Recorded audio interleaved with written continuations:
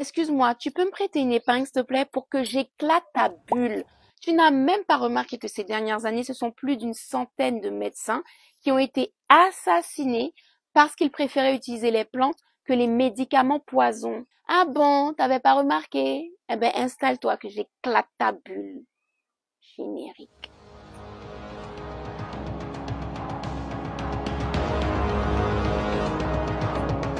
Bienvenue sur Afrique Résurrection, je suis Safiane Joylal, chercheuse en histoire et culture africaine. Le mois d'août est le triste anniversaire de l'assassinat du docteur Sebi. J'en profite donc pour raconter son histoire afin que tout ce qu'il a fait ne tombe pas dans l'oubli. Alors docteur Sebi, c'est le surnom donné par ses patients, mais en réalité il s'appelait Alfredo Bowman. Il est originaire du Honduras et sa grand-mère qui l'a élevé lui a transmis la connaissance des plantes. Il a poussé le savoir-faire de sa grand-mère un peu plus loin en faisant ses propres expériences et en mettant au point certaines procédures pour obtenir des traitements. Et au fur et à mesure des années, ce sont des centaines de patients qu'il a totalement guéris. Ce qui est extraordinaire, c'est que simplement avec des plantes et des aliments, le docteur Sebi était capable de traiter toute une multitude de maladies. Et en plus des problèmes de santé qui n'ont rien à voir les uns avec les autres. C'est-à-dire qu'il était capable de guérir une bronchite, une arthrite, du lupus, de la cécité, une pneumonie, de l'alcoolisme, de la dépression ou encore un cancer. Ce que le docteur Sebi a réussi à mettre en évidence au fur et à mesure de ses traitements, c'est que la cause principale d'un grand nombre de maladies, c'est le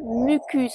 La solution du docteur Sebi était très simple. Il s'agissait d'éviter les aliments qui forment le mucus dans l'organisme, notamment les laits d'animaux, les graisses, le sucre transformé, la friture et bien évidemment la viande rouge. D'un autre côté, il préconisait de consommer des aliments alcalins qui, eux, empêchent la formation de mucus, c'est-à-dire les avocats, les épinards, les figues, les bananes, le tamarin, le sorossi. Je vais pas tout énumérer, mais tu peux retrouver la liste du docteur Sebi très facilement sur Internet. Les soins du docteur Sebi étaient tellement efficaces au Honduras que sa réputation a commencé à traverser les frontières et ce sont des gens de partout dans le monde qui ont commencé à venir se soigner chez lui. Le bouche à oreille a continué et figure-toi que c'est Michael Jackson en personne dans les années 90 qui va convoquer le docteur Sebi tout frais payé aux États-Unis. Encore une fois, ses soins sont efficaces sur Michael Jackson.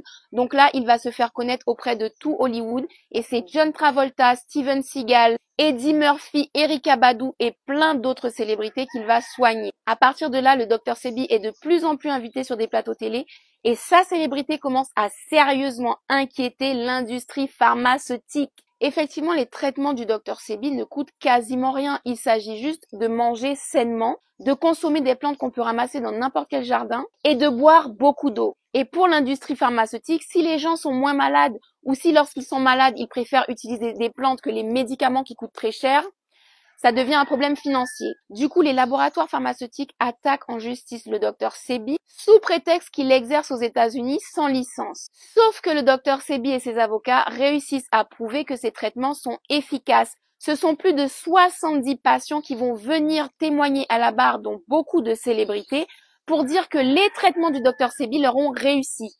Il continue d'exercer sa médecine par les plantes et de soigner des milliers de personnes à travers le monde. Et ce qui va malheureusement signer son arrêt de mort, c'est le jour où il déclare dans les médias qu'il a trouvé une solution thérapeutique à base de plantes qui coûtent vraiment pas cher contre le sida. Je te rappelle que depuis maintenant plus de 40 ans qu'on a découvert cette maladie, le sida coûte extrêmement cher à soigner.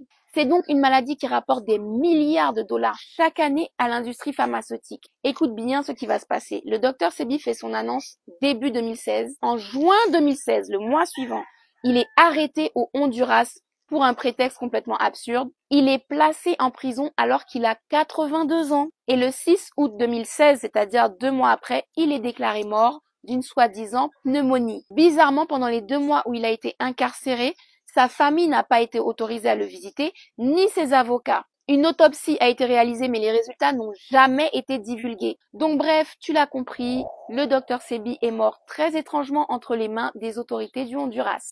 Heureusement, les procédures de soins qu'il avait mis en place tout au long de sa vie lui ont survécu et beaucoup de gens utilisent ces méthodes jusqu'à aujourd'hui pour rester en bonne santé ou pour regagner la santé. Sache quand même qu'en août 2016, le docteur Sebi a été le 51e docteur qui pratique uniquement les plantes. à mourir dans d'étranges circonstances en un an seulement. Et à l'heure où je te parle, on est plus autour de 150 médecins qui ont été tués depuis 2015. Empoisonnement, chute d'un immeuble, accident de voiture, noyade, et même meurtre par balle, sous couvert de cambriolage soi-disant, mais absolument rien n'est volé. Bref, c'est une véritable hécatombe des tradis praticiens, c'est-à-dire les médecins qui utilisent les plantes et les méthodes traditionnelles pour soigner leurs patients. Et ces meurtres ont lieu partout dans le monde. Je te recommande d'ailleurs de t'intéresser à l'histoire du docteur Loïc Le Ribot pour constater qu'il ne s'agit pas d'une théorie du complot ni d'une paranoïa. Je m'arrête là aujourd'hui pour te laisser digérer. Je te mets quelques liens sous la vidéo si tu veux approfondir. Et bien sûr, si ce n'est pas encore le cas, je t'invite à t'abonner à Afrique Résurrection sur TikTok, Facebook et Instagram.